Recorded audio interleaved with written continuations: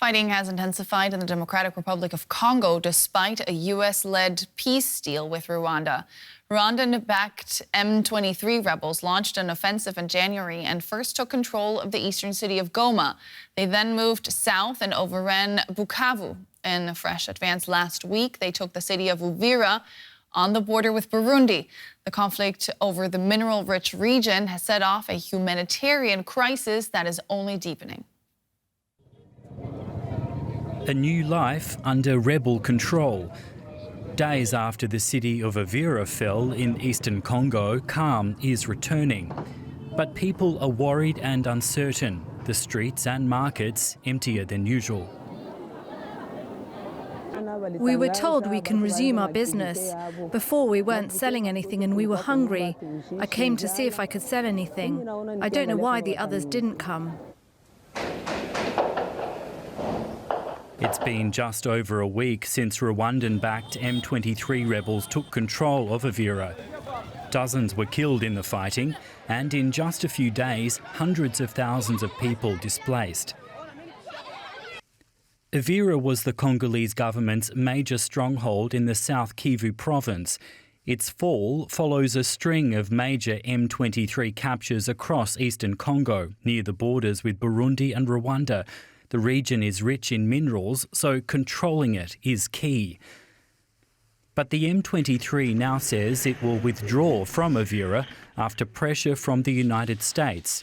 The US has been angered by the continuing violence and has criticised the rebels' backer, Rwanda.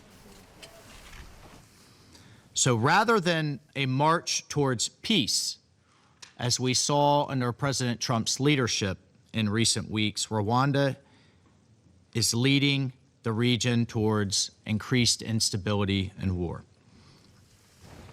The situation in Uvira is somewhat embarrassing for Washington. It only recently brokered a supposed peace deal between the Congolese and Rwandan governments.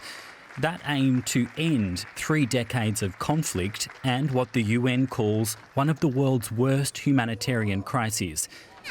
But doubts remain about whether it can be so simple in a region where peace has been so elusive for so long.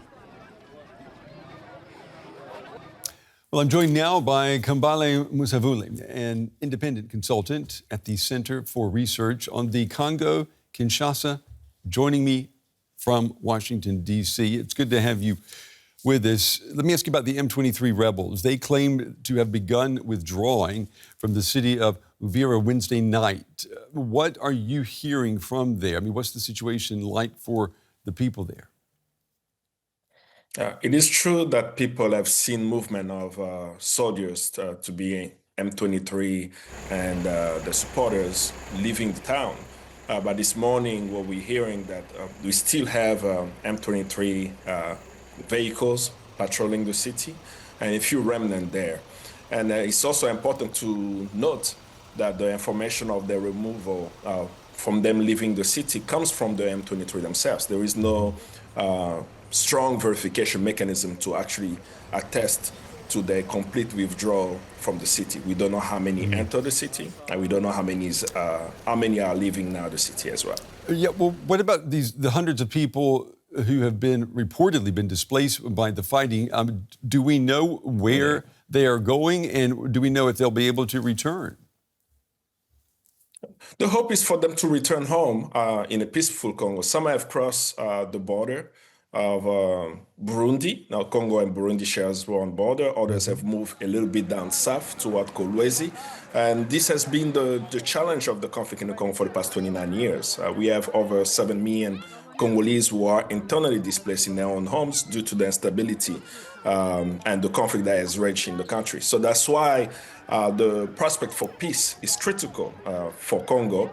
And for us, we believe that peace can only happen if there is justice. And unfortunately, any peace deal being signed now has no accountability measure or any justice measure. So we are afraid, we worry that we'll have more displacement if there is no accountability for the rebels breaking ceasefire, not holding to what has been agreed to for peace and stability in DRC. Yeah, you mentioned accountability. Who should be responsible for enforcing the peace agreement? Do you look to the U.S.? Do you look to regional leaders? I mean, who should be the police here? Okay. The peace deal is an initiative by the United States. Unfortunately, I will have to look to the U.S. for that, but that's not actually what the Congolese people are hoping for the U.S. to be the police there. But they organize a peace signing agreement in Washington, D.C. And in that peace agreement, we knew that it's not going to hold because it's almost similar to past agreement. There is no accountability measure.